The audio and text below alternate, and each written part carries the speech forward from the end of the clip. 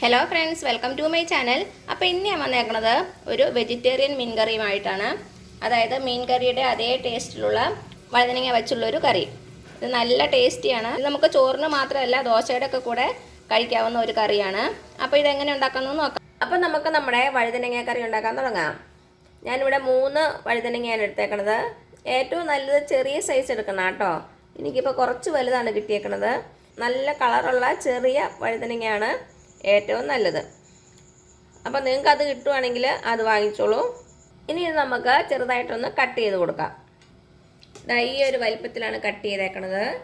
ഒരു 1/2 ഇഞ്ച് കനം. വെള്ളത്തിലേക്ക് അരിഞ്ഞിടുക. അപ്പോൾ നമ്മുടെ വഴുതനങ്ങയ്ക്കകത്തുള്ള കറയൊക്കെ ഒന്ന് പോയി കിട്ടും. അപ്പോൾ നമ്മുടെ വഴുതനങ്ങ എല്ലാം നന്നായിട്ട് കട്ട് ചെയ്ത് മാറ്റിയിട്ടുണ്ട്. ഇനി ഇത് നമുക്കൊന്ന് കഴുകിയെടുക്കാം. ഇനി ഇത് വേറൊരു പാത്രത്തിലേക്ക് മാറ്റി കൊടുക്കാം. വെള്ളമൊക്കെ ഒന്ന് പിഴിഞ്ഞ് കളയണേ. ഇനി ഇതിലേക്കൊരു 1/4 ടീസ്പൂൺ മഞ്ഞൾപ്പൊടി ചേർത്ത് കൊടുക്കാം. പിന്നെ കുറച്ച് ഉപ്പ്. നന്നായിട്ടൊന്ന് മിക്സ് ചെയ്ത് കൊടുക്കുക.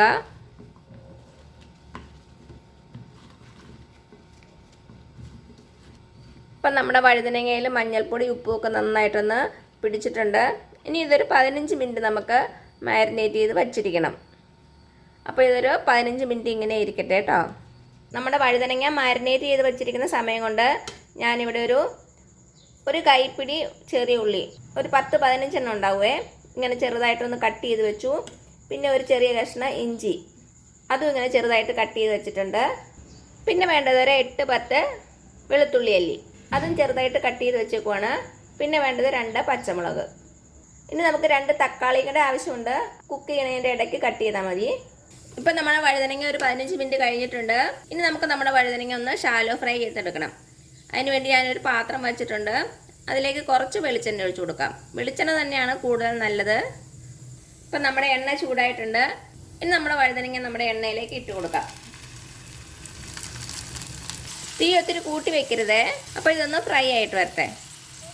ഇടയ്ക്കൊന്ന് തിരിച്ചും മറിച്ചും ഇട്ട് കൊടുക്കുക. നമ്മുടെ 2 വശവും നന്നായിട്ടൊന്ന് മൊരിഞ്ഞ് വരണം. ഇപ്പം എന്താ നമ്മുടെ വഴുതനങ്ങ റെഡി ആയിട്ടുണ്ട്. കണ്ടോ, നമ്മുടെ ചെറുതായിട്ടൊന്ന് മുരിഞ്ഞൊക്കെ വന്നിട്ടുണ്ട്.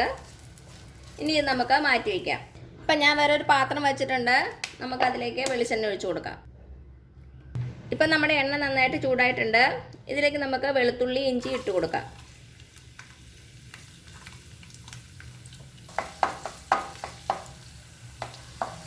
ഇത് നന്നായിട്ട് മൂത്ത് വരണം.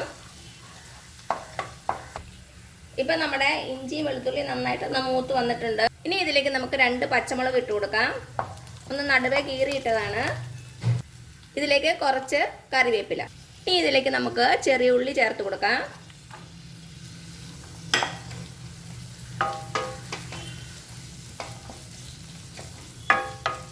ഇനി നമ്മുടെ ചെറിയ ഉള്ളി ഒന്ന് ചെറുതായിട്ട് വാടി വരണം. ഒത്തിരി ഫ്രൈ ആകണ്ട, ഒന്ന് വാടി വന്നാൽ മതി കേട്ടോ.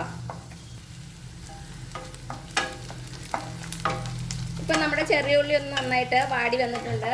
ഇനി ഇതിലേക്ക് നമുക്ക് പൊടികളൊക്കെ ചേർത്ത് കൊടുക്കാം. ഇപ്പം തീ നന്നായിട്ട് സിമ്മിൽ വയ്ക്കണേ. 1/2 ടീസ്പൂൺ മല്ലിപ്പൊടി, 2 teaspoon Kashmiri chilli powder. Normal chilli ആയാലും മതി, പക്ഷെ ഒരു കളർ കിട്ടാൻ വേണ്ടിയാണ് ഞാനിപ്പോൾ കാശ്മീരി ചില്ലി പൗഡർ എടുത്തേക്കണത്. സാധാരണ ചില്ലി പൗഡർ ആണെങ്കിൽ ഇത്രയും ഇടരുത് കേട്ടോ, അപ്പോൾ എരിവ് അധികമായി പോകും. പിന്നെ വേണ്ടത് ഒരു 1/4 ടീസ്പൂൺ മഞ്ഞൾപ്പൊടി, 1/2 ടീസ്പൂൺ കുരുമുളക് പൊടി. പിന്നെ വേണ്ടത് ഒരു 2 ടീസ്പൂൺ ഫിഷ് കറി മസാല. ഞാനിവിടെ ഈസ്റ്റേൻ്റെ ആണ് യൂസ് ചെയ്തേക്കുന്നത്. ഇനി ഇതെല്ലാം കൂടി നന്നായിട്ടൊന്ന് മിക്സ് ചെയ്യുക. നമ്മുടെ പൊടികളുടെ പച്ചമണം ഒന്ന് മാറി കിട്ടണം. അപ്പം നമ്മുടെ പൊടികളുടെ പച്ചമുളകൊക്കെ ഒന്ന് മാറിയിട്ടുണ്ട്. ഇനി ഇതിലേക്ക് 2 തക്കാളി ഇങ്ങനെ നീളത്തിൽ അരിഞ്ഞത് അതിട്ട് കൊടുക്കാം.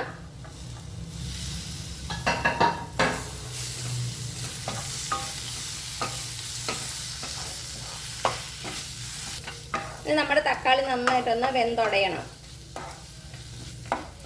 നമ്മുടെ പൊടികളൊക്കെ കരിഞ്ഞു പോകുന്ന ഡൗട്ട് ഉണ്ടെങ്കിൽ നമ്മൾ തക്കാളി ചേർക്കുന്നതിന് മുമ്പ് കുറച്ച് വെള്ളം, ഒരു 2 ടേബിൾ സ്പൂൺ വെള്ളം ഒഴിച്ച് ഒന്ന് മിക്സ് ചെയ്താൽ മതി.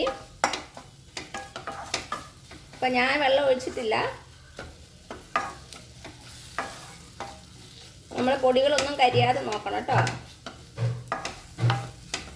ഇപ്പം നമ്മുടെ തക്കാളിയും മസാലയും എല്ലാം കൂടെ നന്നായിട്ടൊന്ന് യോജിച്ച് വന്നിട്ടുണ്ട്. ഇനി ഇതിലേക്ക് നമുക്ക് ഒരു ചെറുനാരങ്ങ വലുപ്പത്തിലുള്ള പുളി, ഒരു ചെറിയ ചെറുനാരങ്ങ വലുപ്പത്തിലുള്ള മതി, അത്രയും അളവിലുള്ള പുളി എടുത്ത് ഒരു 1/2 കപ്പ് വെള്ളത്തിൽ നന്നായിട്ട് കുതിർത്തതിന് ശേഷം പിഴിഞ്ഞെടുത്തേക്കണാണ്. ഇത് നമ്മുടെ ഈ മിക്സിലേക്ക് ഒഴിച്ചു കൊടുക്കാം.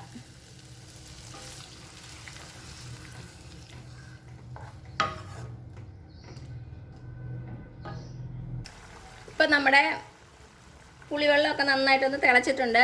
ഇനി ഇതിലേക്ക് ഒരു 1/2 കപ്പ് തേങ്ങാപ്പാൽ ഒഴിച്ചു കൊടുക്കാം. നമ്മുടെ 1-ാം പാലാണിത്. നന്നായിട്ടൊന്ന് മിക്സ് ചെയ്ത് കൊടുക്കുക. ഇനി ഇതിലേക്ക് നമ്മുടെ വഴുതനങ്ങ ഇട്ട് കൊടുക്കാം. ആവശ്യത്തിനുള്ള ഉപ്പും കൂടെ ചേർത്ത് കൊടുക്കാം.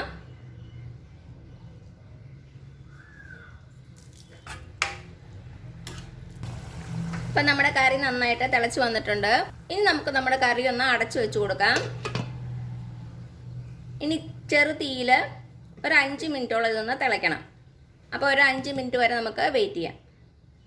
തീ കുറച്ചിടണേ, ഇടയ്ക്കിടയ്ക്കൊന്ന് ഇളക്കി കൊടുക്കുക.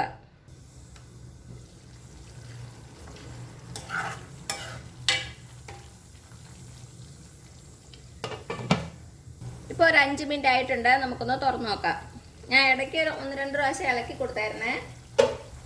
നമ്മുടെ കറി ഒന്ന് നന്നായിട്ട് കുറുകി വന്നിട്ടുണ്ട്. ഇനി അവസാനമായിട്ട് നമുക്കൊരു 3/4 കപ്പോളം തേങ്ങാപ്പാൽ ഒഴിച്ചു കൊടുക്കാം.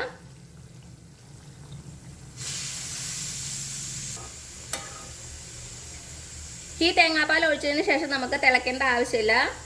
ജസ്റ്റ് ഒന്ന് ഇളക്കി കൊടുക്കുക, ഒന്ന് ചൂടായാൽ മതി.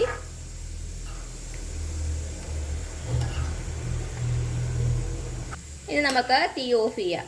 ഇനി നമ്മുടെ കറിയിലേക്കൊന്ന് വറുത്തിടണം. അതിനുവേണ്ടി ഞാനൊരു ചീനച്ചട്ടി വെച്ചിട്ടുണ്ട്. നമുക്കതിലേക്ക് കുറച്ച് വെളിച്ചെണ്ണ ഒഴിച്ചു കൊടുക്കാം. ഇപ്പം നമ്മുടെ എണ്ണ ചൂടായിട്ടുണ്ട്. ഇതിലേക്ക് കുറച്ച് കടുക് ഇട്ട് കൊടുക്കുക. അര ടീസ്പൂൺ മതിയാകും കേട്ടോ. കടുക് പൊട്ടി വന്നിട്ടുണ്ട്. ഇതിലേക്ക് കുറച്ച് ചെറിയ ഉള്ളി, ഒരു 2 ചെറിയ ഉള്ളി ചെറുതായിട്ട് കട്ട് ചെയ്തത്.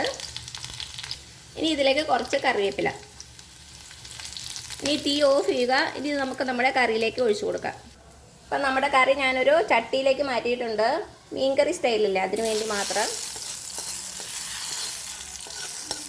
ഇനി നമുക്കിത് നമ്മുടെ കറിയിലേക്ക് ഒഴിച്ചു കൊടുക്കാം. ഒന്ന് മിക്സ് ചെയ്ത് കൊടുക്കുക.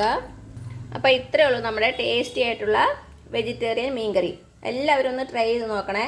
ശരിക്കും മീൻകറിയുടെ ഒരു ടേസ്റ്റാണ്, എല്ലാവർക്കും ഇഷ്ടപ്പെടും. അപ്പോൾ തയ്യാറാക്കി നോക്കിയിട്ട് അഭിപ്രായങ്ങളൊന്നും അറിയിക്കാൻ മറക്കരുത്. അപ്പോൾ ഈ വീഡിയോ ഇഷ്ടമാവുകയാണെങ്കിൽ സബ്സ്ക്രൈബ് ചെയ്യാൻ മറക്കരുത്. അതേപോലെ തന്നെ ലൈക്ക് ചെയ്യാനും ഷെയർ ചെയ്യാനും. ഇനി പുതിയൊരു വീഡിയോ ആയിട്ട് വരുന്നവരേക്കും thank you so much. By.